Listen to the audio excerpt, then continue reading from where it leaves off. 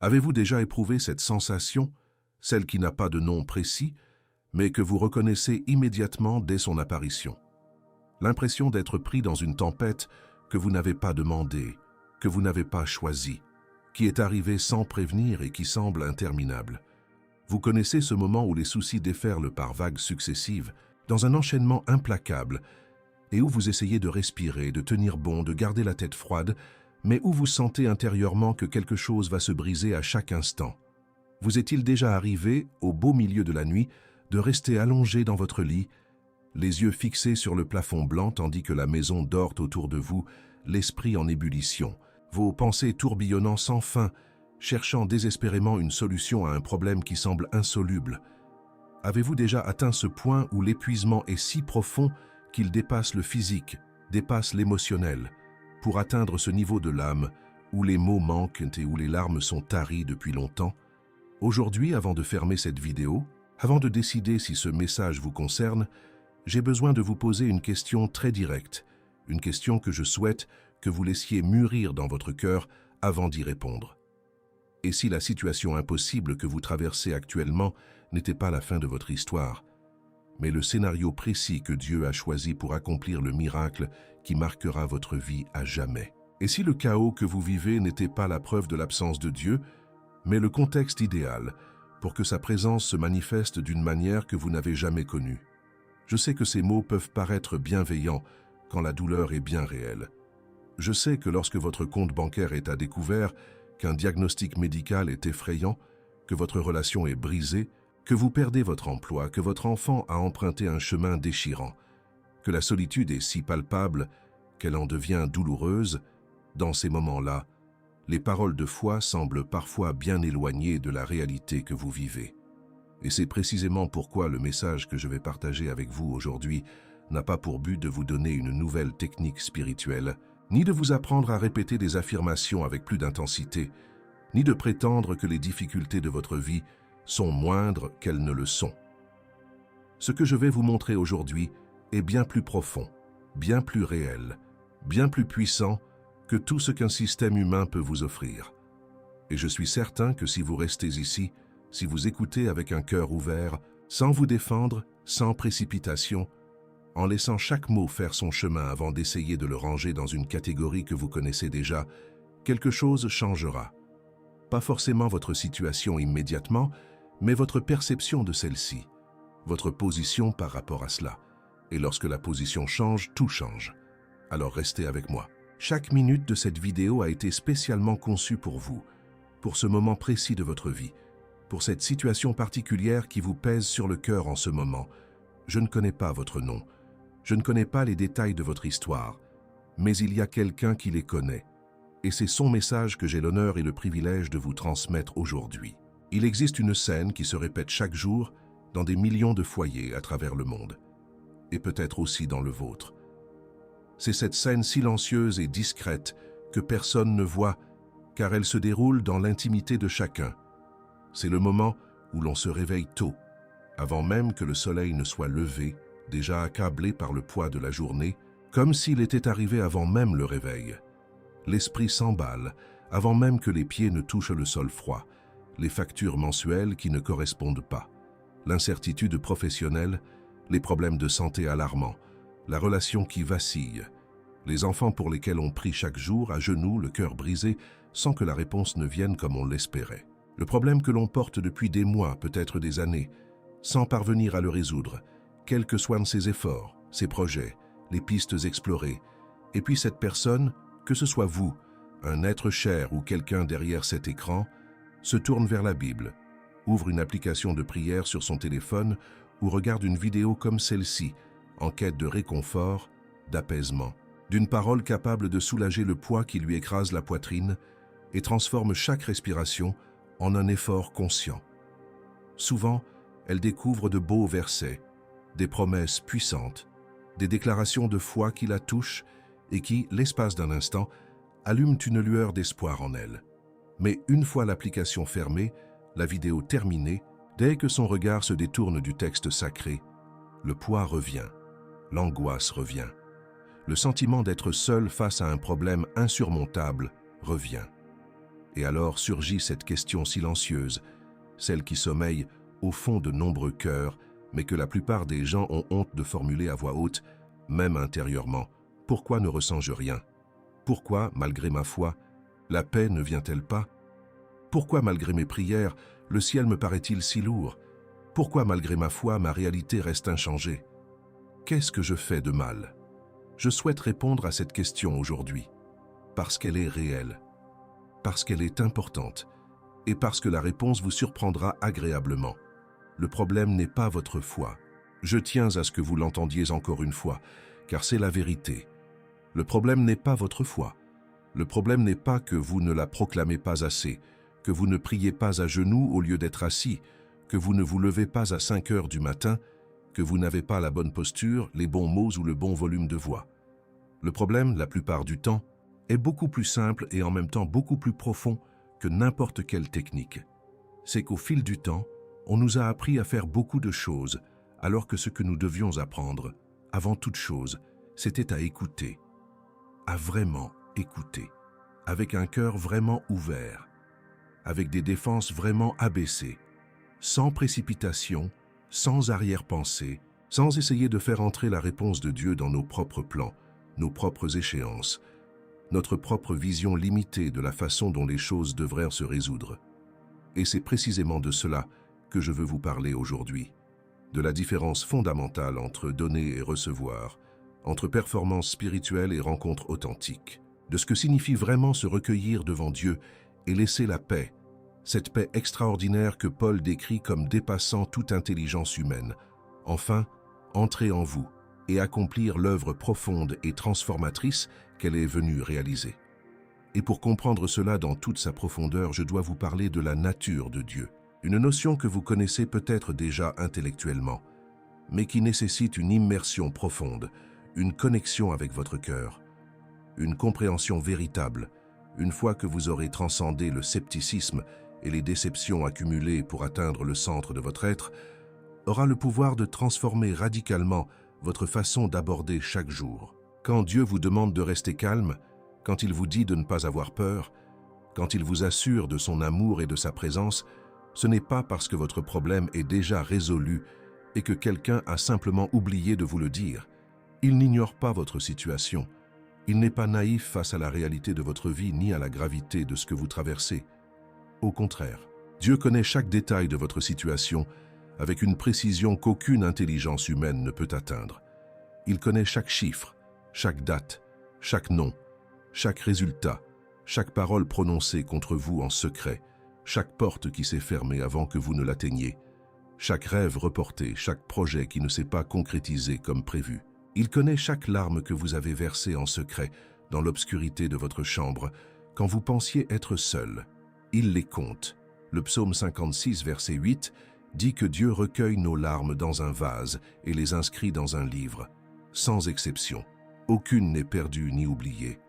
Et même en sachant tout cela, même en connaissant parfaitement chaque détail de votre situation, même en voyant l'ampleur et la profondeur de ce à quoi vous êtes confronté, Dieu vous regarde encore et vous dit « Restez tranquille, car je m'occupe de l'impossible. » Mais pourquoi, vous demandez-vous peut-être? Pourquoi Dieu demande-t-il le calme alors que la situation est manifestement agitée? Pourquoi demande-t-il le repos alors qu'il y a tant à résoudre, tant à découvrir, tant à planifier, tant à mettre en œuvre? Pourquoi demande-t-il le silence alors que l'esprit est en perpétuelle agitation? La réponse est simple et d'une profondeur que je souhaite vous faire ressentir au-delà des mots, parce qu'il est le Dieu qui prend soin de l'impossible. Pas seulement du difficile, pas seulement du compliqué, l'impossible. Et le message que vous recevez maintenant, en cet instant précis, n'a pas été généré par un algorithme ni adressé à un public générique. Il est personnel, il est spécifique.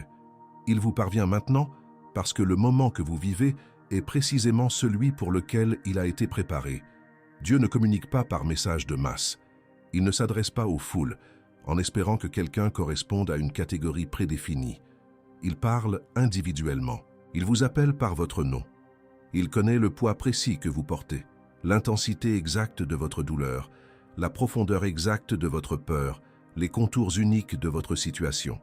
Et lorsqu'il dit de ne pas avoir peur, il le dit en tenant compte de tout. Du problème qui semble insoluble, de la situation qui paraît humainement irréversible, du chemin qui semble complètement bloqué de tous côtés. Et malgré tout cela, avec une connaissance parfaite de chaque variable de l'équation de votre vie, il dit encore « Restez tranquille, car je prends soin de l'impossible. Il ne s'agit pas d'une vaine promesse. Il ne s'agit pas d'une jolie phrase sur fond de paysage destinée à devenir virale sur les réseaux sociaux. Il s'agit d'une déclaration d'autorité suprême venant d'un Dieu qui existait avant même la création du premier atome de l'univers, qui soutient tout ce qui existe par la puissance de sa parole, qui est sans limite, sans obstacles insurmontables, sans « mais », qui l'empêche d'agir en faveur de ses enfants. Lorsque Dieu affirme qu'il prend soin de l'impossible, il parle avec l'autorité de celui qui a séparé la mer Rouge en 2 murs solides, pour qu'un peuple sans armes et pieds nus puisse la traverser en toute sécurité. Il parle avec l'autorité de celui qui a nourri plus de 5000 familles avec 5 pains et 2 poissons, et il en restait encore. De celui qui a immobilisé le soleil à l'horizon sur l'ordre d'un homme qui avait besoin de plus de temps pour le combat. De celui qui a ressuscité Lazare après 4 jours dans le tombeau, alors que la décomposition avait déjà commencé et que l'odeur annonçait déjà qu'il était trop tard. De celui qui a transformé un persécuteur de chrétiens en le plus grand missionnaire de l'histoire de l'Église. Il parle avec l'autorité de celui qui a accompli tout cela et qui, malgré tout, regarde sa situation et dit « Pour moi, cela n'est pas impossible. » Et je sais qu'entendre cela en pleine période difficile peut susciter des réactions mitigées. D'un côté, quelque chose en vous aspire à y croire. Une étincelle s'allume. Un désir profond se fait jour.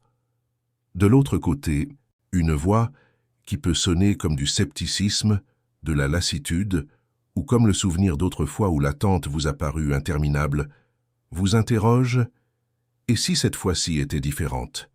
Et si c'était différent pour moi? Et si je n'en étais pas digne?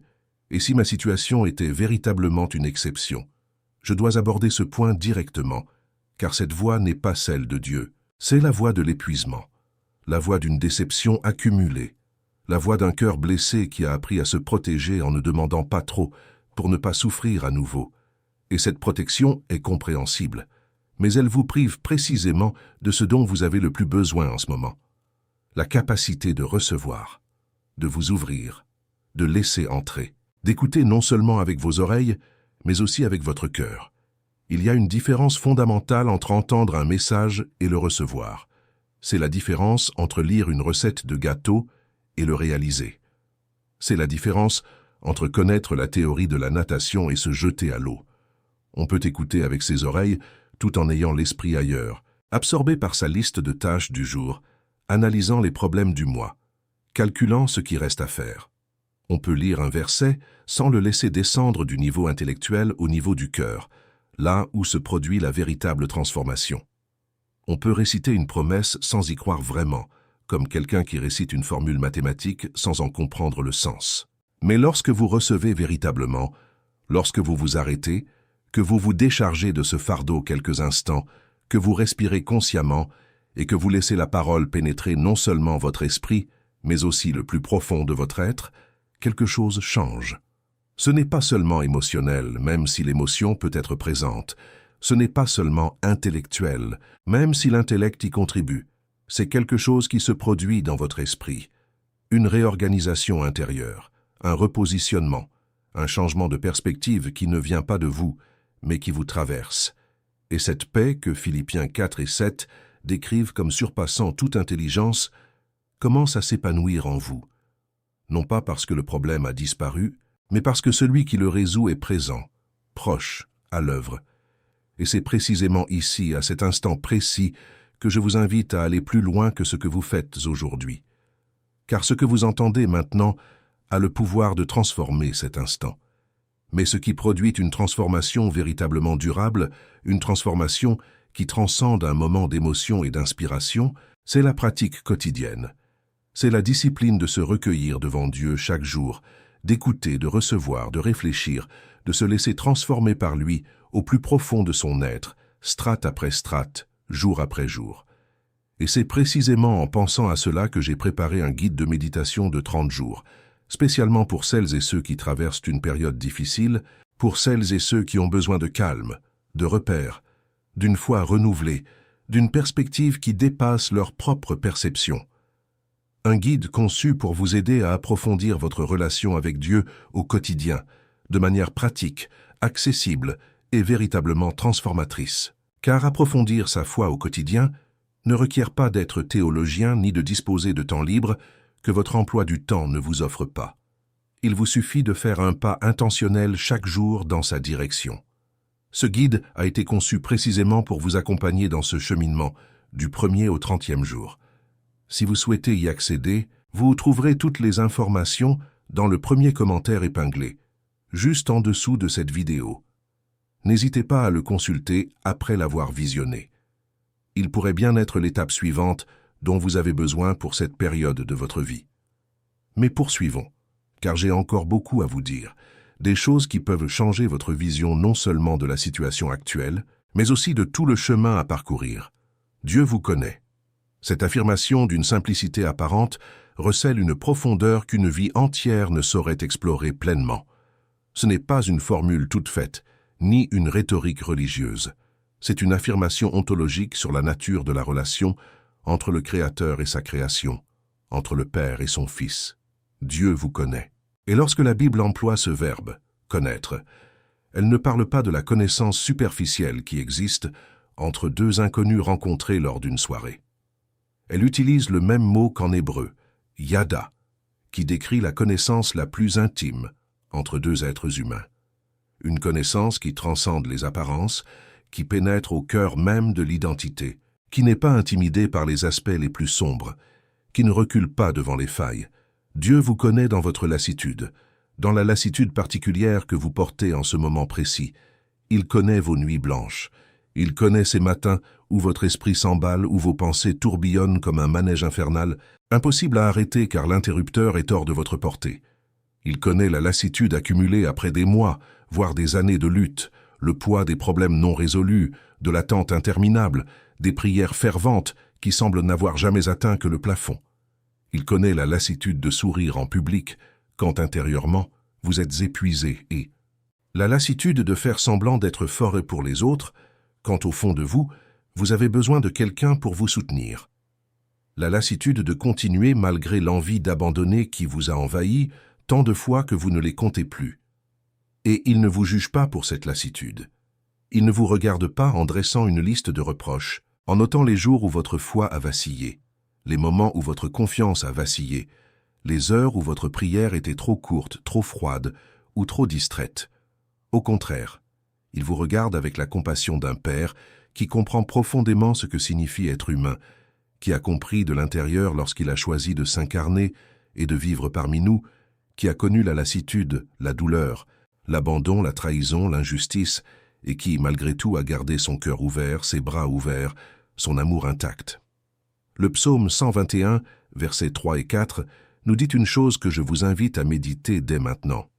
Celui qui veille sur vous ne sommeille point. En effet, le gardien d'Israël ne sommeille ni ne dort. Réfléchissez-y un instant, non pas comme à une simple lecture, mais comme à une réalité personnelle. Alors que vous êtes au lit à 3 heures du matin, le cœur lourd et l'esprit agité, le silence de la maison amplifiant chacune de vos pensées les plus sombres, Dieu, lui, est éveillé. Non pas par nécessité, non pas parce que prendre soin de vous exige de lui un sacrifice, mais parce que dans sa nature éternelle, le sommeil n'est pas une obligation. Il est celui qui était, qui est et qui vient. Et en ce matin si particulier où vous vous sentez le plus seul, le plus perdu, le plus effrayé par l'avenir, le plus désorienté par le présent, il est là, présent, attentif, actif. Il voit, il entend. Il intervient dans des dimensions inaccessibles à vos yeux. C'est de cette vigilance bienveillante que naît la sérénité que Dieu offre. Ce n'est pas la sérénité de celui qui ignore ce qui se passe, ni la naïveté de celui qui refuse de voir la réalité en face. C'est la sérénité de celui qui est pleinement conscient de tout ce qui se passe et, simultanément, parfaitement capable d'y faire face. C'est la différence radicale entre un pilote novice qui panique, dès les premières turbulences et les secousses de l'avion, qu'un pilote chevronné qui garde fermement les mains sur les commandes, car il connaît l'appareil, les conditions météorologiques, les protocoles de sécurité, a déjà affronté des tempêtes bien pires et sait qu'il surmontera celle-ci aussi. La sérénité de Dieu est celle de la compétence absolue, de l'autorité sans restriction, de la connaissance parfaite. C'est la paix de celui qui n'a aucun doute quant à l'issue finale, car il y était déjà présent, avant même que le problème ne survienne. Et lorsqu'il vous invite à entrer dans cette paix, lorsqu'il vous dit de vous taire, il vous invite non pas à feindre que tout va bien, mais à faire confiance à celui qui maîtrise ce qui ne va pas. À trouver le repos non pas en l'absence du problème, mais en la présence du Dieu qui est plus grand que tout problème. À recevoir la stabilité qui ne provient pas de circonstances favorables, mais d'une foi enracinée dans la grandeur et la fidélité de celui qui vous a créé et qui vous soutient. Et c'est précisément la fidélité de Dieu que je souhaite que vous compreniez dans la suite de notre conversation. Car la paix que Dieu offre ne dépend pas de la simplicité de votre problème. Elle ne dépend pas de la taille du problème, ni de sa facilité de résolution. Elle ne dépend pas non plus du fait que vous mériteriez d'être sauvé. Elle repose sur une seule chose, qui il est, sur son caractère immuable, sur son histoire immuable, sur sa nature qui ne vacille pas face aux circonstances, qui ne change pas avec le changement des situations, qui demeure identique hier, aujourd'hui et éternellement, comme l'affirment clairement et sans ambiguïté les chapitres 8 et 13 de l'Épître aux Hébreux. Prenons l'exemple d'Abraham, qui reçut la promesse d'une descendance alors que lui et sa femme Sarah avaient largement dépassé l'âge d'avoir des enfants, la biologie humaine rendant cette possibilité impossible depuis longtemps. Abraham ne s'attarda pas sur le ventre vieillissant de Sarah. Il médita sur la fidélité de Dieu qui avait fait cette promesse. Et le fils arriva.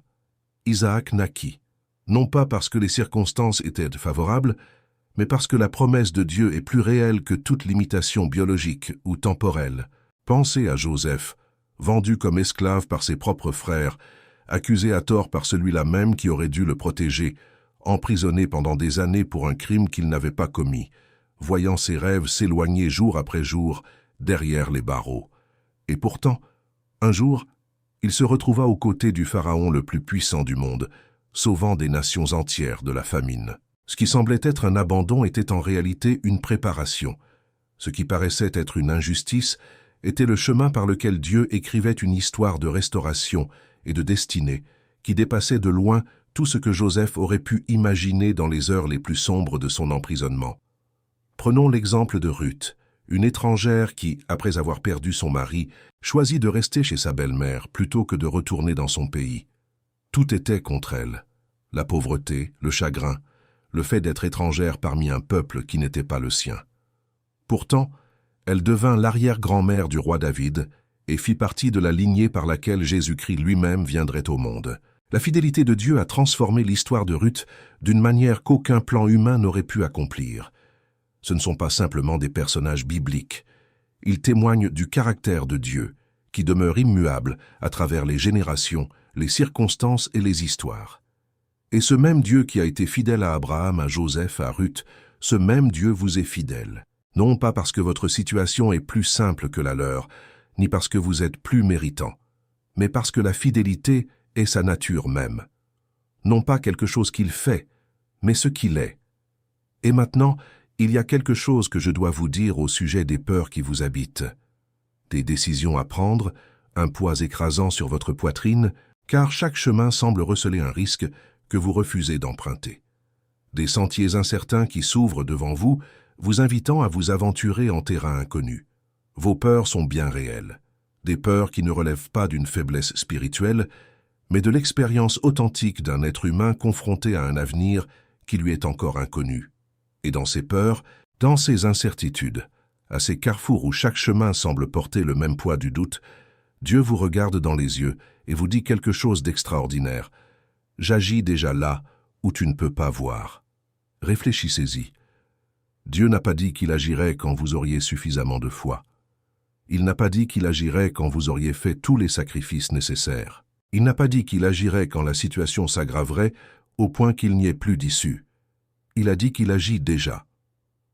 Maintenant, à cet instant précis où vous entendez ces mots, dans les coulisses invisibles de votre histoire, dans les couloirs qui vous sont inaccessibles, dans les conversations entre des personnes que vous n'avez pas encore rencontrées, dans les portes qui ne se sont pas encore ouvertes, mais qui sont déjà en train de s'ouvrir, dans les ressources qui ne sont pas encore apparues, mais qui sont déjà mises en œuvre dans la bonne direction, Dieu agit déjà là où vous ne pouvez pas le voir. Et cela change tout. Cela change vos attentes. Cela change votre façon de prier. Cela change votre façon de vous réveiller le matin et de décider comment aborder la journée. Car vous n'attendez plus que Dieu agisse. Vous attendez simplement que ce qu'il fait déjà devienne visible à vos yeux. Et cette différence, c'est celle entre l'anxiété et la paix, entre le désespoir et l'espoir, entre porter le fardeau seul et marcher léger, sachant que ce poids repose entre des mains capables de le porter. Si vous souhaitez en faire l'expérience au quotidien, consultez le premier commentaire épinglé. J'y ai laissé quelque chose qui peut vous être d'une grande aide dans ce parcours. Parlons maintenant d'un point qui pourrait constituer un tournant majeur dans ce message, du fardeau que vous ne devriez pas porter, des combats qui ne vous incombent pas, des soucis qui pèsent sur vos épaules, peut-être à cause de la vie, peut-être par sens des responsabilités, peut-être par crainte que personne ne s'en occupe, mais qui, en réalité, ne vous appartiennent pas. Vous avez été créé pour être responsable. C'est vrai, c'est bien et c'est honorable. La responsabilité fait partie de la dignité humaine, de l'image de Dieu que vous portez, de la vocation qui vous a été confiée. Mais il existe une frontière, parfois très ténue, parfois difficile à discerner, entre une responsabilité saine et le fardeau que vous portez au-delà de ce qui vous a été assigné, entre prendre soin de ce qui vous appartient véritablement et tenter de porter ce que seul le Dieu Tout-Puissant a le pouvoir de supporter. Des combats spirituels se déroulent dans des dimensions invisibles à vos yeux. Des conflits ont lieu sur un plan qui dépasse vos capacités humaines. Il existe des situations impliquant le cœur et la volonté d'autrui, exerçant leur libre arbitre, qu'aucun argument ni effort de votre part ne pourra changer. Seule l'œuvre du Saint-Esprit en ces personnes peut transformer. Certaines circonstances dépendent d'un alignement de facteurs totalement hors de votre contrôle. Parfois, la seule chose que vous puissiez faire est la chose la plus puissante qui soit, vous abandonner. Ici, le verbe « se rendre » nécessite un contexte. Se rendre n'est pas renoncer. Ce n'est pas se contenter de croiser les bras, d'une spiritualité passive, en prétendant que tout est entre les mains de Dieu, tout en se dérobant à la responsabilité qui nous incombe véritablement. Non. Se rendre, c'est reconnaître, avec humilité et lucidité, que nos capacités sont limitées, et qu'au-delà de ces limites se trouve un Dieu sans aucune limite, que le territoire qui dépasse nos capacités est précisément celui où il agit avec la plus grande liberté, que plus nous lâchons prise sur ce à quoi nous nous accrochions désespérément, plus nous lui ouvrons l'espace nécessaire pour intervenir et accomplir ce que lui seul peut faire. Lâcher prise est contre-intuitif. Cela va à l'encontre de tout ce que notre culture valorise et promeut. Nous vivons dans une culture qui glorifie le contrôle, qui célèbre ceux qui ont tout planifié, tout calculé, tout sous contrôle, qui considère la vulnérabilité comme une faiblesse et la dépendance comme une incompétence. Et lorsque les choses nous échappent, la réaction culturelle habituelle est de s'accrocher encore plus fort, de planifier davantage, d'anticiper davantage, de calculer tous les scénarios possibles, d'élaborer des plans de secours pour les plans de secours. Et cela devient épuisant. Cela consume. Cela vole non seulement la paix, mais aussi la santé, la joie, la créativité, la capacité d'être pleinement présent dans les moments qui comptent vraiment. Mais dans le langage du royaume de Dieu, dans la logique de l'Évangile, le chemin de la liberté emprunte une autre voie. C'est en lâchant prise et non en s'accrochant que l'on trouve la force. C'est dans l'abandon, et non dans le contrôle, que l'on trouve la paix. C'est en reconnaissant ses limites, et non en les niant, que l'on ouvre la voie à l'intervention de l'infini. Dans Matthieu 11, 28-30, Jésus lance une invitation que je souhaite que vous entendiez aujourd'hui, non pas comme un texte religieux familier, mais comme une parole vivante qui s'adresse directement à vous en ce moment. « Venez à moi, vous tous qui êtes fatigués et chargés, et je vous donnerai du repos. Prenez mon joug sur vous et recevez mes instructions, car je suis doux et humble de cœur, et vous trouverez du repos pour vos âmes, car mon joug est facile à porter et mon fardeau léger. » Cette invitation ne s'adresse pas à ceux qui se portent bien et souhaitent aller mieux. Elle s'adresse à ceux qui sont fatigués et accablés, à ceux qui portent un fardeau trop lourd à porter, à ceux qui ont atteint leurs limites. À vous.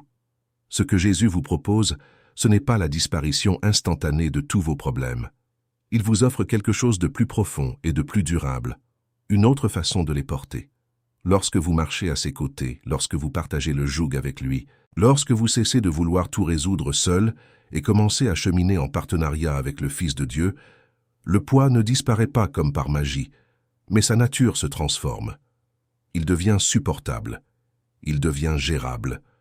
Non pas parce que vous êtes devenu plus fort, mais parce que vous ne le portez plus seul. Dans le premier commentaire épinglé, j'ai laissé un message qui peut vous aider dans ce cheminement vers le lâcher-prise et la confiance. Cela vaut vraiment la peine d'y jeter un coup d'œil. Et maintenant, je dois vous parler d'un aspect que je considère comme l'un des plus fascinants et des plus réconfortants de toute la théologie biblique, la manière dont Dieu agit, car notre représentation de l'action divine est souvent façonnée par les moments spectaculaires des récits bibliques. La mer qui se sépare, le feu qui descend du ciel, le soleil qui s'arrête, le rocher d'où jaillit l'eau, les murs qui s'écroulent au son des trompettes. Et ces moments sont réels, ils sont puissants, et ils révèlent l'autorité souveraine d'un Dieu capable d'intervenir de manière à défier totalement les lois de la nature lorsque sa volonté l'exige. Mais la plupart des œuvres de Dieu ne sont pas spectaculaires. Elles sont silencieuses, précises et patientes. Invisibles à l'œil nu, du moins sur le moment, elles se déroulent en coulisses, dans les conversations qui se tiennent à votre insu, dans les liens qui se tissent, dans les circonstances qui s'harmonisent, dans les cœurs préparés à recevoir ce que Dieu va accomplir à travers eux, en lien avec vous. C'est là que Dieu œuvre. Avec la précision d'un chirurgien, la patience d'un artisan, la perfection de celui qui sait exactement ce qu'il fait et pourquoi. Le Créateur de l'univers n'est intimidé par aucun obstacle. Aucun problème n'est trop complexe. Aucune situation n'est trop compliquée. Aucune relation n'est trop brisée. Aucune maladie n'est trop avancée. Aucune dette n'est trop lourde. Aucun rêve n'est trop lointain. Aucun cœur n'est trop endurci. Aucune situation n'est irrémédiable. Le Dieu qui a créé chaque cellule de votre corps, qui a programmé le fonctionnement de chaque organe, qui a placé les étoiles à leur place et qui les appelle chacune par leur nom, ce Dieu contemple les situations les plus désespérées de votre vie, sans la moindre inquiétude, sans le moindre signe d'impuissance, sans hésitation, sans limite. Et quand le chemin semble complètement bloqué, quand vous regardez dans toutes les directions sans trouver d'issue, quand toutes les ressources sont épuisées, que toutes les tentatives ont été faites et que tous les plans ont échoué, c'est précisément à ce moment-là que Dieu ouvre une voie que vous ne voyez pas encore. Il crée une solution encore inconnue dans votre vie. Il prépare une personne que vous ne connaissez pas encore à être l'instrument de votre transformation. Il agence les pièces du puzzle de telle sorte que, lorsque le tableau se révélera enfin, il vous laissera sans voix, vous et tous ceux qui vous entourent. Car c'est la marque de Dieu. Il n'agit pas de façon prévisible. Il ne résout pas les problèmes par les chemins que vous connaissez déjà, avec les formules que vous avez déjà essayées. Il ouvre des portes insoupçonnées. Il se sert de personnes inattendues. Il intervient quand vous avez perdu tout espoir. Il apparaît quand vous vous y attendez le moins, mais précisément quand vous avez le plus besoin de lui. Et quand il agit, il n'y a aucun doute. C'est bien lui. Car ce qu'il fait porte l'empreinte de l'impossible. Vous souhaitez passer à l'étape suivante. Consultez le premier commentaire épinglé. J'y ai laissé un message spécialement pour ceux qui, chaque jour, font confiance à Dieu. Et c'est là que je dois vous parler d'un des thèmes les plus complexes et en même temps, les plus libérateurs de toute la vie de foi, la paix. Ce qu'elle est réellement, d'où elle vient, de quoi elle ne dépend pas. Car la paix est peut-être le sujet qui suscite le plus de confusion parmi les chrétiens. Et cette confusion a un coût élevé. Elle coûte cher à ceux qui croient sincèrement en Dieu, qui aiment sincèrement Jésus, qui désirent sincèrement vivre leur foi, mais qui ne connaissent pas la paix qu'ils devraient connaître, et qui en concluent à tort que le problème vient d'eux-mêmes. La paix de Dieu, cette paix que Paul décrit dans Philippiens 4 et 7 comme surpassant toute intelligence, n'est pas l'état émotionnel que l'on atteint lorsque tout va bien. Ce n'est pas l'agréable sentiment de bien-être que l'on éprouve quand la vie nous sourit, quand nos projets se concrétisent, quand nos proches se portent bien, quand notre santé est stable, quand nos finances sont florissantes, quand nos relations sont harmonieuses. Ce sentiment est agréable, il est réel et il n'y a rien de mal à cela. Mais ce n'est pas la paix de Dieu. C'est simplement le bien-être naturel que chacun ressent lorsque les circonstances sont favorables. Et il dure exactement aussi longtemps que durent ces circonstances favorables. La paix de Dieu est différente. Elle est d'une autre nature, d'une autre substance. C'est une réalité spirituelle qui ne dépend pas des circonstances extérieures pour exister. C'est le calme qui peut demeurer au cœur de la tempête, tandis que les vents font encore rage. C'est la stabilité qui persiste même lorsque tout est en mouvement. C'est la certitude inébranlable qui coexiste avec l'incertitude des circonstances. C'est la présence de Dieu au milieu du chaos, plus réelle et plus solide que le chaos lui-même. Et cela change complètement votre façon de vivre et de pratiquer la foi. Car si vous avez passé ces derniers mois ou ces dernières années à attendre la paix, à attendre que les circonstances s'apaisent, à attendre que le problème se résolve, à attendre que les conditions extérieures s'alignent pour enfin trouver le repos, vous avez perdu quelque chose de précieux. Vous avez perdu des jours, des semaines, des mois, peut-être même des années, à attendre une paix qui était là depuis toujours, qui n'avait besoin d'aucun changement extérieur pour se manifester, qui nécessitait seulement que votre cœur s'ouvre pour recevoir ce que le donateur de toute paix voulait déjà vous offrir. Ces épreuves sont douloureuses, je ne vous dirai pas le contraire. L'attente est épuisante, d'une manière difficile à décrire pour ceux qui ne la vivent pas. Les silences de Dieu, ces moments où le ciel semble muet, où la prière semble rester sans réponse, où sa présence paraît lointaine, peuvent engendrer une angoisse qui compte parmi les expériences les plus difficiles de la vie spirituelle. Et je tiens à vous le dire avec toute la clarté dont je suis capable. Cela ne signifie pas que vous avez perdu la foi. Cela ne signifie pas que vous échouez spirituellement. Cela ne signifie pas que Dieu est loin, en colère contre vous, ou qu'il vous a oublié. Ces moments d'aridité, de silence, d'absence apparente sont une étape normale et profondément significative du chemin de la foi. Toutes les grandes figures de l'histoire biblique les ont traversées. Tous les grands saints de l'histoire de l'Église les ont traversées. Et vous aussi vous les traverserez, et vous en ressortirez plus profond, plus enraciné, plus proche de Dieu qu'avant. Les psaumes 34 et 18 disent que le Seigneur est proche de ceux qui ont le cœur brisé, non pas loin, proche. La perception de la distance et la réalité de la proximité ne coïncident pas toujours. Parfois, c'est précisément quand Dieu semble le plus lointain qu'il est le plus proche. Parfois, c'est précisément dans le silence le plus profond que s'accomplit l'œuvre la plus intense. Et lorsque vous aurez traversé cette période, lorsque vous en serez sorti, vous vous retournerez et réaliserez qu'il était là tout le temps. Qu'il n'y a pas eu un seul instant d'abandon. Que chaque seconde du processus a été soignée, soutenue, habitée par sa présence. C'est dans ce contexte que Dieu nous demande quelque chose qui paraît simple, mais qui, en pratique, peut être l'un des actes les plus courageux de toute la vie spirituelle. Faire davantage confiance. Se reposer. Non pas parce que le problème est résolu, non pas parce que la solution est arrivée, mais parce que vous avez atteint le point où vos ressources humaines sont épuisées. Et je sais que ce point de rupture est terrifiant. C'est le moment où l'instinct naturel hurle à la panique, au désespoir, au désir de tout tenter, même l'erreur, d'accepter n'importe quelle solution, même mauvaise, simplement pour soulager l'insoutenable pression de n'avoir plus rien à faire.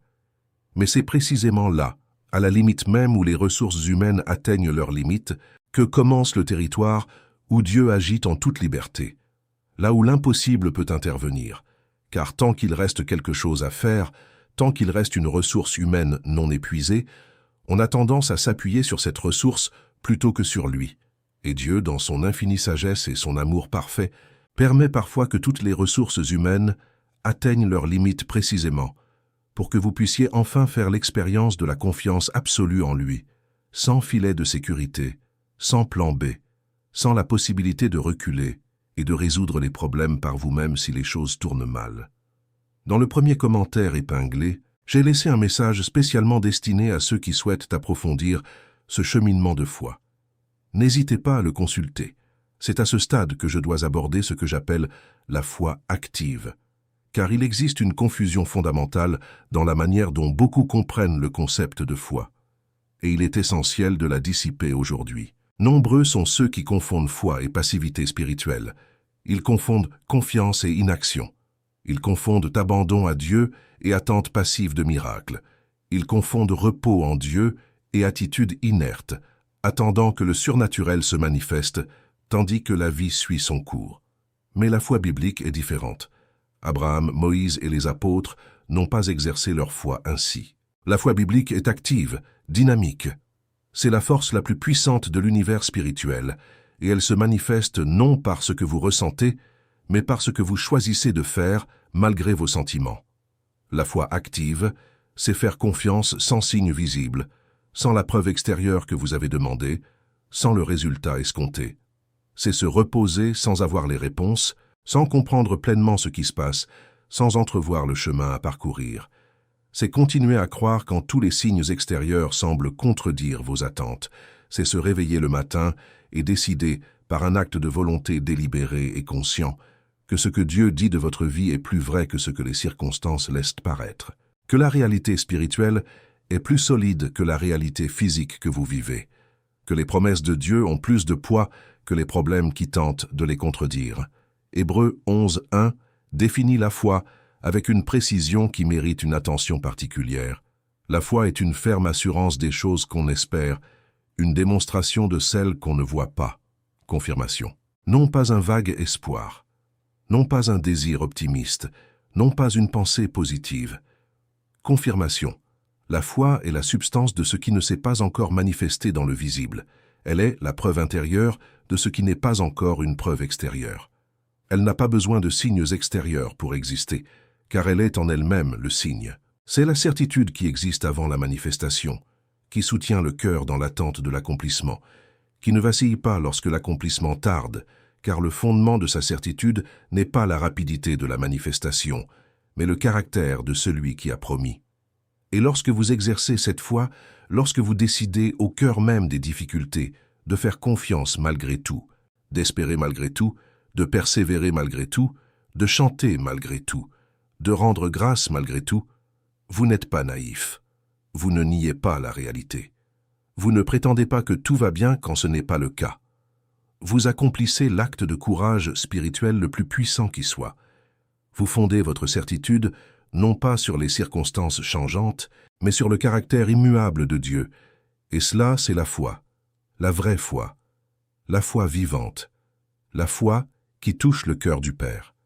N'importe qui peut avoir confiance quand tout va bien. N'importe qui peut exprimer sa gratitude quand la vie se déroule comme prévu. N'importe qui peut sourire et témoigner après un miracle. Mais ce qui exige une profondeur de caractère qui ne se développe que dans l'intimité avec Dieu, ce qui révèle la sincérité de la foi, c'est d'avoir confiance quand rien autour n'y invite. C'est chanter en prison, comme Paul et Silas, le dos ensanglanté par les coups et les pieds entravés, à minuit alors que toute logique humaine dirait qu'il n'y a rien à chanter. C'est rendre grâce au cœur de la tempête, et non après qu'elle soit passée. C'est dire « et pourtant j'ai confiance, et pourtant je crois, et pourtant je loue », quand la voix de la peur et du doute est plus forte que tout encouragement. Ce niveau de foi ne s'acquiert pas automatiquement. Il ne se développe pas du jour au lendemain. Il ne naît pas d'une décision prise sur un coup de tête, aussi sincère soit-elle. Il se forge au fil des jours, des semaines, des mois, des années, à force de choisir la confiance, de se tourner vers Dieu quand l'envie était de baisser les bras, de persévérer malgré le désir d'abandonner, de s'agenouiller quand la nature humaine réclamait la rébellion. Il se forge dans les mêmes épreuves que celles que vous traversez actuellement. Et Dieu honore cette foi. Il l'a toujours fait.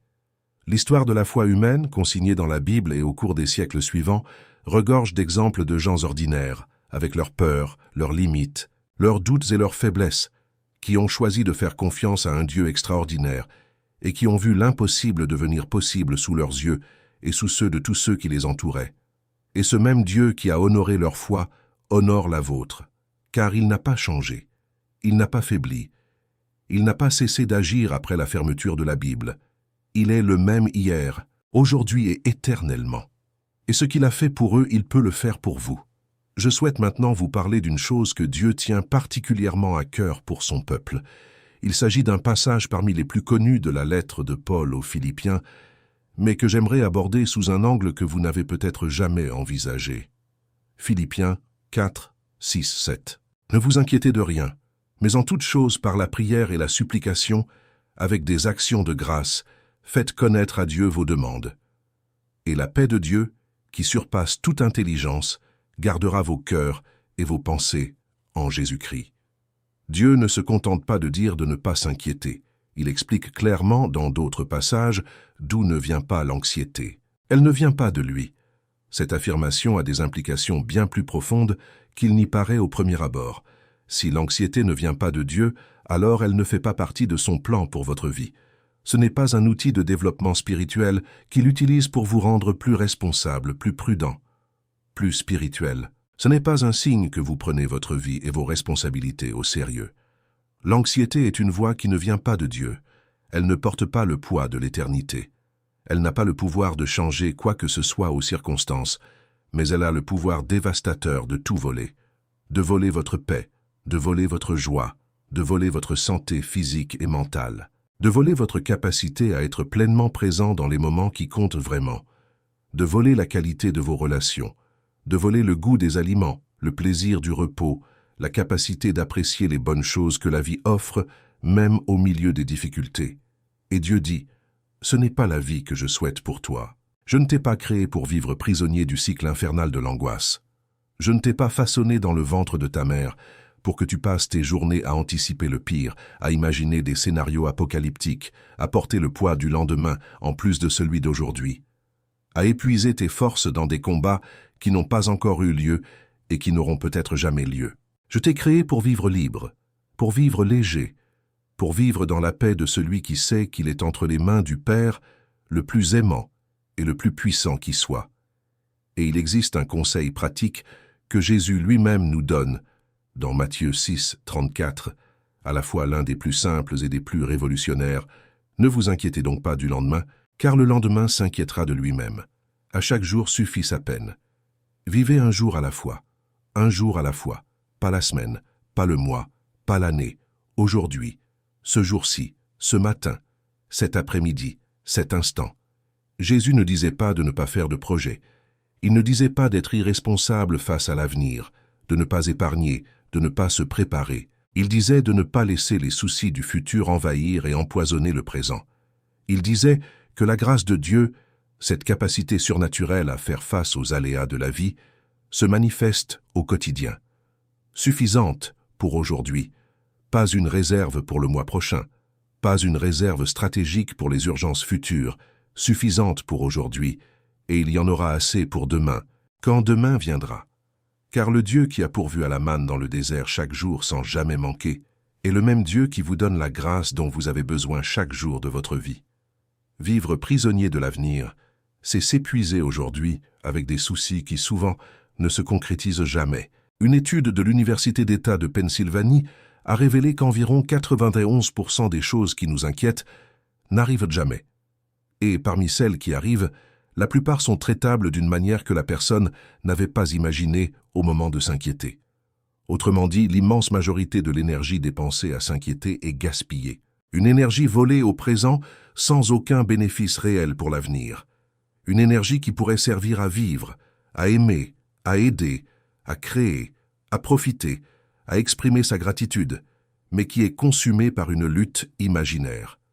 Et quand on apprend, car c'est un processus d'apprentissage, cela ne se fait pas automatiquement, cela demande de la pratique et de la volonté, et parfois même de faire des choix à plusieurs reprises dans la même journée. Quand on apprend à vivre au jour le jour, à confier les soucis de demain à Dieu et à être pleinement présent aujourd'hui, quelque chose change profondément et progressivement. L'anxiété commence à perdre de son emprise. La paix s'installe là où régnait autrefois la peur. La vie prend une autre dimension, plus riche, plus présente, plus empreinte de gratitude, plus consciente des belles choses qui existent, même au cœur des difficultés. Parlons maintenant de ce qui est peut-être l'aspect le plus réconfortant et, en même temps, le plus mal compris de tout le chemin de la foi, l'attente, ce qu'elle signifie, ce qu'elle produit. ce que Dieu accomplit pendant cette attente, et pourquoi son amour pour vous se révèle aussi d'une manière très particulière durant cette période d'attente. L'attente est difficile. On ne peut l'adoucir, ni la rendre plus supportable avec des mots religieux soigneusement choisis. L'attente met votre caractère à l'épreuve comme aucune autre expérience. Elle fait remonter à la surface tout ce qui était enfoui au plus profond de vous-même. Elle révèle ce que vous croyez vraiment en Dieu, en vous-même, en la vie. Non pas ce que vous affirmez croire dans des moments d'enthousiasme spirituel, mais ce qui nourrit véritablement votre cœur quand rien à l'extérieur ne semble confirmer les promesses auxquelles vous professez croire. L'attente révèle la profondeur des racines. Un arbre aux racines superficielles paraît vigoureux par beau temps, lorsque le soleil et la pluie sont en abondance et que le vent ne souffle pas trop fort. Mais lorsqu'une véritable tempête éclate, lorsque le vent se déchaîne, l'arbre aux racines fragiles s'effondre. Un arbre dont les racines ont été profondément creusées par la sécheresse, le vent et la résilience, celui-là résiste à la tempête. Non pas parce que son tronc est plus épais, ni parce que ses branches sont plus souples, mais parce que ce qui se cache sous la surface, ce que personne ne voit par beau temps, est plus profond et plus solide que ce qui est visible. L'attente creuse les racines de la foi. C'est ce qu'elle fait lorsqu'on la laisse agir au lieu de lui résister, de la combattre ou de chercher des raccourcis. Chaque jour d'attente vécu dans la confiance est un jour où nos racines s'enfoncent un peu plus profondément. Chaque prière que l'on adresse sans obtenir de réponse immédiate et que l'on continue de prier forge une force spirituelle qui nous soutiendra dans les tempêtes à venir. Chaque choix de faire confiance en l'absence de signes visibles forge un caractère qui, lorsque la bénédiction arrivera enfin, sera capable de la recevoir, de la faire vivre et de la multiplier. Et voici une chose que je tiens à ce que vous compreniez parfaitement. Dieu ne gaspille rien. Pas une seule seconde de votre histoire n'a échappé à son attention ni à son amour. Pas une seule larme n'a coulé en vain. Pas une seule nuit difficile n'a été vaine. Pas un seul silence n'a été qu'un silence. Nous avons déjà parlé du psaume 56, verset 8. Il conserve chaque larme, et il ne les conserve pas pour se souvenir de votre douleur. Il les conserve parce que chaque larme raconte une histoire. Chaque larme fait partie intégrante de votre vie. Chaque larme est tissée par des mains divines dans la tapisserie d'une histoire qui dépasse de loin ce que vous pouvez voir d'ici. Dieu ne laisse pas les silences inexploités. Aucune prière ne reste sans écho. Aucun cri ne demeure sans réponse, simplement parce que la réponse n'est pas arrivée sous la forme attendue ou au moment prévu. Dieu entend chaque mot, chaque soupir, chaque prière silencieuse, même celle qui n'a pas encore été formulée. Il perçoit ce qui se cache derrière les mots, le désir le plus profond, le besoin le plus fondamental, le cri le plus sincère du cœur. Et il répond. Il répond toujours. Parfois comme vous l'avez demandé, parfois mieux que vous ne l'aviez imaginé, parfois d'une manière que vous ne comprendrez que des années plus tard, lorsque toute la vérité vous sera révélée. Et c'est précisément pourquoi l'attente a un but. Ce n'est pas une punition, ce n'est pas de l'oubli, ce n'est pas le signe d'un manque de foi, d'un manque de prière ou d'un péché caché empêchant la réception des bénédictions. Le plus souvent, l'attente est simplement une période de préparation, le temps pendant lequel Dieu accomplit en profondeur l'œuvre nécessaire, en secret à votre insu, avant que ce qu'il a promis ne se manifeste pleinement et durablement. Imaginez le fonctionnement d'une graine. Vous plantez une graine en terre. Et puis, rien ne se passe. Du moins, rien de visible. Pendant des jours, voire des semaines, la terre reste apparemment immobile. Elle semble morte. On a l'impression que la graine a été semée en vain, que l'effort a été vain, que le sol n'était tout simplement pas assez fertile. Mais sous la terre, totalement invisible à vos yeux, quelque chose d'extraordinaire se produit. L'enveloppe de la graine se déchire. Les premières racines se forment, s'enfonçant profondément à la recherche d'eau et de nutriments. Les structures fondamentales se mettent en place, et lorsque la pousse apparaîtra enfin à la surface, elles constitueront la base qui la soutiendra face au vent, la nourrira pendant les sécheresses et l'ancrera lors des tempêtes. Si, impatient face à ce délai, vous aviez décidé de creuser la terre pour vérifier si la graine avait germé, vous auriez détruit le processus même que vous vouliez confirmer. La graine a besoin d'obscurité, elle a besoin de temps, Elle a besoin de ce processus invisible. Vous êtes la graine. Ce que Dieu vous a promis, c'est l'arbre. Et ce temps qui semble silencieux, inactif, une attente vaine, est celui où les racines se forment. C'est le temps où les fondations qui soutiendront l'accomplissement de la promesse se construisent en profondeur, dans des dimensions invisibles à vos yeux, mais que Dieu supervise avec toute son attention et son soin. Il y a un autre aspect de l'attente que je tiens à vous faire comprendre, quelque chose qui transforme radicalement votre perception de celle-ci. Dieu ne se contente pas de vous combler de bénédictions, il veut vous préparer à les accueillir. Ce sont deux objectifs distincts, et tous deux témoignent de son amour parfait pour vous. Si Dieu vous accordait immédiatement tout ce que vous demandez, sans préparation, sans le soutien que procure l'attente, il risquerait de vous confier une épreuve que vous ne serez pas encore capable de gérer. Quelque chose qui pourrait vous nuire, plus que vous ne vous sera bénéfique. Quelque chose qui pourrait vous accabler d'une responsabilité pour laquelle vous n'êtes pas encore préparé. Quelque chose qui pourrait vous placer dans une situation que votre caractère n'est pas encore prêt à assumer. La vie nous raconte des histoires que la Bible relate, de personnes qui ont reçu des choses avant d'y être préparées et qui n'ont pas su les gérer, qui ont laissé filer des bénédictions, qui ont été détruites par un succès prématuré, qui n'ont pas su gérer une promotion avant d'y être préparés. Et Dieu, qui vous aime parfaitement, ne veut pas cela pour vous. Il veut vous donner ce qu'il a promis, et il veut que vous ayez la capacité de le recevoir, de le gérer, de le multiplier, et d'en faire une bénédiction pour ceux qui vous entourent. Et cette capacité ne se développe pas instantanément. Elle se construit avec le temps, dans l'attente, dans la formation, dans le renforcement progressif qui s'opère lorsque vous continuez à faire confiance même sans voir, lorsque vous continuez à prier même sans réponse immédiate, lorsque vous continuez à servir et à être fidèle, même lorsque la récompense semble lointaine, et ce qui découle d'une attente vécue pleinement, d'une attente traversée avec une foi active plutôt qu'une passivité empreinte de ressentiment, est toujours plus grand que ce qui était possible avant l'attente, plus profond, plus riche, plus durable, plus significatif, plus capable d'influencer non seulement votre vie, mais aussi celle de votre entourage. Le timing de Dieu ne se limite pas au moment opportun. C'est le moment parfait, prenant en compte tous les facteurs, visibles et invisibles, ceux qui vous concernent directement, et ceux qui impliquent d'autres personnes et des circonstances dont vous ignorez même l'existence. Un réseau complexe d'interdépendance doit s'harmoniser pour que ce que Dieu a préparé se manifeste de la manière la plus complète et la plus puissante qui soit. Dieu, qui embrasse ce réseau dans son ensemble depuis une perspective transcendant le temps et l'espace, sait précisément quand tous ces éléments seront en place pour que le schéma final apparaisse. Et à cet instant précis, ni une seconde avant, ni une seconde après, il agira, avec précision, avec puissance, avec amour. Et voilà, nous arrivons au terme de ce message.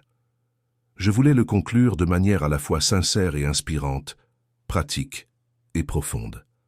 Car le but de ce message n'est pas de vous laisser ici pour le moment, puis, une fois la vidéo fermée, de faire comme si de rien n'était.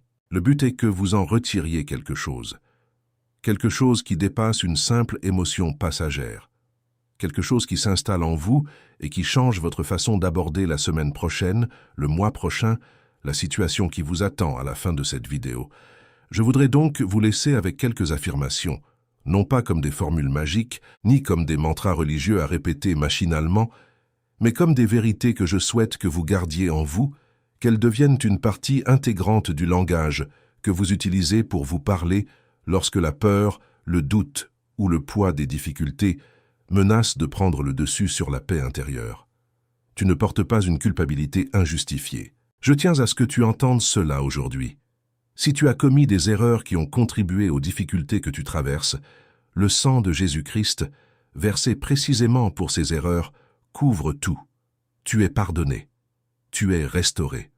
Tu es l'enfant bien-aimé d'un Père qui n'utilise pas tes erreurs contre toi, qui ne te définit pas par tes échecs, qui ne t'aime pas moins parce que tu as failli. L'amour de Dieu ne diminue pas lorsque tu commets des erreurs. Il demeure, il persiste, il restaure. Et la culpabilité que tu portes malgré un repentir sincère, cette culpabilité qui est déjà allée à la croix et qui te revient par l'œuvre de l'accusateur, ne t'appartient pas. Rends-la à qui elle appartient, au péché déjà pardonné, et reçois ce qui t'appartient, la grâce qui te libère, la miséricorde qui te renouvelle, l'amour qui te soutient. Ce que vous vivez est un processus, non un retard. Cette distinction est fondamentale, car un retard implique un échec, qu'un événement important ne s'est pas produit au moment opportun, qu'il y a un problème au sein du système. Un processus, en revanche, implique une intention, une utilisation délibérée et productive du temps et la construction minutieuse du résultat. Ce que vous vivez actuellement, aussi long et insignifiant que cela puisse paraître, vous façonne. Cela vous prépare. Cela pose les fondements de ce qui vous attend. Et ce qui vous attend vaut bien ce cheminement. La confiance n'a pas besoin d'être parfaite pour être authentique et honorée par Dieu. Nul besoin d'une foi inébranlable pour être son enfant. Nul besoin de prier avec éloquence. Nul besoin d'avoir la vie spirituelle la plus organisée du groupe de prière. Une seule chose compte. Se tourner sans cesse vers lui, même les jours où votre confiance vacille, même lorsque le doute vous assaille, même lorsque la prière n'est qu'un soupir. Si vous persistez à vous tourner vers lui, c'est cela la foi. Et Dieu l'honore. Inconditionnellement, vous n'êtes pas seul. Vous ne l'avez jamais été. Cette vérité doit s'imprégner en vous avec toute sa force. Dans chaque nuit blanche, dans chaque décision difficile, dans chaque pas incertain, dans chaque instant où le silence semble assourdissant, il est là, à vos côtés, devant vous, préparant le chemin, derrière vous, veillant sur vous, et en vous, par la présence de son esprit. Il vous donne une force qui surpasse la vôtre, une sagesse qui dépasse votre entendement, une paix qui dépasse toute compréhension humaine. Vous n'êtes pas seul. Et aucune circonstance, aussi difficile soit-elle, n'a le pouvoir de changer cette réalité. Le meilleur est à venir, non pas par un optimisme naïf, ni par un espoir illusoire, mais avec la certitude de celui qui connaît le caractère d'un Dieu bon, fidèle et tout-puissant, qui vous aime d'un amour inconditionnel et éternel. Jérémie 29, 11 déclare « Car je connais les projets que j'ai formés pour vous, dit l'Éternel, projets de paix et non de malheur, afin de vous donner un avenir et de l'espérance. » Erreur d'API. La réponse de Claude a dépassé la limite de 32 000 jetons de sortie. Pour configurer ce comportement, définissez la variable d'environnement Claude Code Max Output Tokens pour te donner un avenir et une espérance. Dieu a des projets pour toi, des projets conçus avant même ta naissance, qui tiennent compte de toutes tes erreurs et de toutes tes victoires, des projets qui intègrent tout ce que tu vis actuellement comme faisant partie intégrante de ton chemin, et non comme un détour. Et ces projets sont des projets de paix, des projets d'avenir, des projets d'espérance. Je sais que lorsque l'on traverse une période difficile, lorsque la douleur est réelle, présente et tangible, parler d'avenir et d'espoir peut sembler trop lointain pour apporter un véritable réconfort. Je le comprends, et je ne suis pas là pour minimiser la gravité de ce que vous ressentez. Mais il y a une différence entre la douleur du moment et le désespoir de l'éternité. La douleur du moment est réelle et mérite d'être respectée, mais elle ne définit pas l'éternité. Elle n'écrit pas le dernier chapitre. Elle ne scelle pas le destin. Elle fait partie de l'histoire, elle n'en est pas la fin. Et l'auteur de votre histoire, celui qui connaît la fin dès le début, qui a tissé chaque chapitre avec intention, qui ne laisse aucune ligne sans raison. Cet auteur a une fin qui vaut chaque page difficile que vous lisez en ce moment. Et je voudrais vous dire une dernière chose avant de terminer ce message. À propos des relations blessées, des promesses non tenues, des rêves brisés prématurément, des injustices subies et encore douloureuses à évoquer, des personnes qui vous ont déçus, abandonnés, trahis, au moment où vous aviez le plus besoin d'elles. Dieu a tout vu. Il n'a rien laissé passer inaperçu. Et il n'a pas ignoré la douleur que chacune de ces situations a semée dans votre cœur. Voici ce que je tiens à ce que vous sachiez. Ce qui vous a été fait n'a pas le pouvoir de défaire ce que Dieu a prévu pour vous. C'est une vérité biblique incontestable. L'histoire de Joseph en est l'illustration la plus frappante. Ses propres frères l'ont vendu comme esclave. Une femme qui aurait dû le protéger l'a accusé à tort. Il a passé des années en prison pour un crime qu'il n'avait pas commis. Injustice sur injustice, trahison sur trahison. Et finalement, lorsque toute la vérité a éclaté, Joseph a regardé ses mêmes frères qui avaient tenté de détruire sa vie, et à prononcer ces mots qui ont le pouvoir de libérer tout cœur prisonnier du ressentiment. Vous aviez l'intention de me faire du mal, mais Dieu l'a transformé en bien. Genèse 52. Ce qui était destiné à te détruire, Dieu peut le transformer en force. Ce qui était censé te rabaisser, Dieu peut s'en servir pour t'élever. Ce qui aurait dû te tuer, Dieu peut l'utiliser comme le plus puissant témoignage de sa fidélité. Non pas parce que l'injustice n'était pas une injustice, non pas parce que la douleur n'était pas réelle, mais parce que Dieu est le Rédempteur. C'est sa spécialité, c'est ce qu'il fait. Il prend ce que l'ennemi a utilisé pour te voler et le transforme en source de vie, non seulement pour toi, mais pour tous ceux que ton histoire touchera. Et justement, en parlant d'histoires qui en touchent d'autres, c'est précisément l'invitation que je souhaite vous adresser. Car si ce message vous a touché aujourd'hui, si quelque chose a résonné profondément en vous, si vous avez senti qu'une partie de ce message s'adressait spécifiquement à votre situation actuelle, alors il y a quelqu'un dans votre vie qui a aussi besoin de l'entendre. Quelqu'un qui porte un fardeau qui n'est pas le sien. Quelqu'un qui attend sans comprendre le sens de cette attente. Quelqu'un qui a peur et qui ignore que Dieu est déjà à l'œuvre là où il ne peut rien voir. Quelqu'un qui est sur le point d'abandonner et qui a besoin d'un dernier mot d'encouragement pour persévérer. Et vous pouvez être l'instrument par lequel ce message atteindra cette personne. Partagez cette vidéo. Publiez-la dans votre statut WhatsApp. Envoyez-la à cet ami, ce cousin, ce collègue qui traverse une période difficile. Partagez-la sur Instagram avec la phrase qui vous a le plus touché. Car parfois, le message qui change une vie n'arrive pas par le biais d'un algorithme. Il arrive par l'intermédiaire d'une personne qui a pensé à une autre et a décidé de le transmettre. Soyez cette personne aujourd'hui. Avant toute chose, avant de partager ou de commenter, j'ai une simple demande. Aimez cette vidéo. Ce petit geste, qui ne nécessite qu'un clic, a un impact considérable. Il indique à l'algorithme que ce contenu est pertinent, qu'il mérite d'être vu par un public plus large, qu'il peut toucher des vies. Chaque « j'aime » amplifie la portée du message au-delà de ceux qui le regardent déjà. Alors, aimez-la maintenant. Et si vous n'êtes pas encore abonné à cette chaîne, abonnez-vous dès maintenant et activez les notifications. Chaque semaine, je partage des messages comme celui-ci, conçus pour vous fortifier, vous inspirer, vous aider à vivre votre foi de manière concrète, authentique, quotidienne et transformatrice. Je souhaite être cet espace dans votre fil d'actualité, où dès son apparition, vous savez que vous trouverez quelque chose qui fera la différence dans votre journée. Et pour que cet espace continue de vous atteindre, votre abonnement est essentiel. Et maintenant, une dernière chose. Laissez un commentaire ci-dessous. Dites-moi ce qui se passe dans votre vie. Dites-moi ce qui, dans ce message, a le plus résonné en vous. Dites-moi si vous traversez une longue et pénible attente. Dites-moi si vous craignez un chemin que vous devez emprunter, mais qui vous semble trop incertain. Dites-moi si vous avez eu l'impression qu'un mot ici s'adressait spécifiquement à votre situation. Dites-moi si vous avez déjà touché le fond et trouvé Dieu dans ces moments difficiles. Dites-moi si vous êtes encore au plus bas et si vous cherchez du réconfort. Parce que les commentaires représentent bien plus qu'un simple indicateur d'engagement pour moi. Ce sont des visages, ce sont des histoires, ce sont des vies réelles derrière des pseudonymes.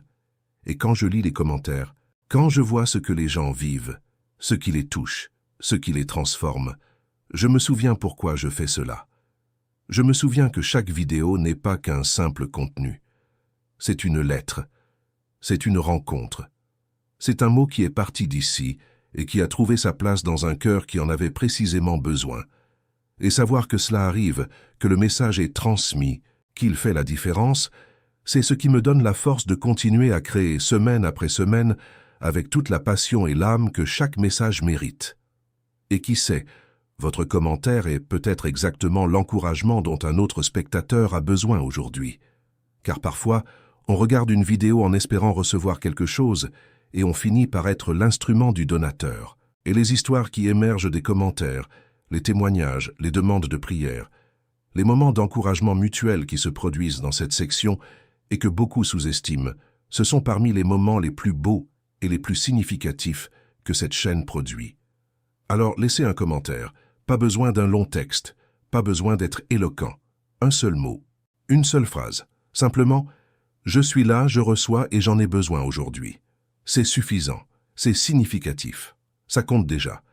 Enfin, et c'est non des moindres, Partagez cette vidéo. J'en ai déjà parlé, mais je tiens à le souligner. Car dans un monde plus angoissé, plus accablé et plus désespéré que jamais, un message comme celui-ci a le pouvoir d'être un point d'ancrage pour une âme à la dérive. Et vous pouvez être le lien qui unit ce message à cette âme. Nul besoin de grands gestes. Un simple contact suffit. Une seconde suffit. Juste la décision de penser à quelqu'un d'autre et de lui dire « J'ai pensé à toi en entendant cela ». Voilà le genre de geste qu'on n'oublie pas. Celui qui, parfois, sauve la situation. Celui qui, parfois, sauve plusieurs situations. Et maintenant, je dois vous dire au revoir avec les mêmes mots qu'au début. Dieu est là, en cet instant précis que vous vivez, dans cette situation particulière qui pèse sur votre cœur tandis que vous écoutez ces mots, dans cette attente qui semble interminable, dans ce combat qui paraît désespéré, dans ce silence qui semble insondable. Il est là, non pas comme un observateur distant attendant de loin le dénouement, comme un père présent, comme un gardien fidèle, comme le Dieu qui prend soin de l'impossible et qui a dit, précisément à vous, précisément pour cet instant, « Sois tranquille, je m'en occupe. » Tu n'as pas à porter plus que ce qui t'incombe. Tu n'as pas à résoudre ce que lui seul peut résoudre. Tu n'as pas besoin de comprendre ce qui n'a pas encore été révélé. Tu n'as pas besoin d'avoir des réponses à toutes les questions que l'avenir soulève. Tu n'as besoin que d'une seule chose, et c'est la chose la plus simple et en même temps la plus courageuse qui soit, faire confiance. Faire confiance à celui qui connaît chaque détail de ton histoire et qui en écrit chaque chapitre avec la perfection de celui qui sait exactement comment elle se termine. L'attente a un sens. Le silence recèle un travail invisible. Ce processus vous prépare à l'avenir.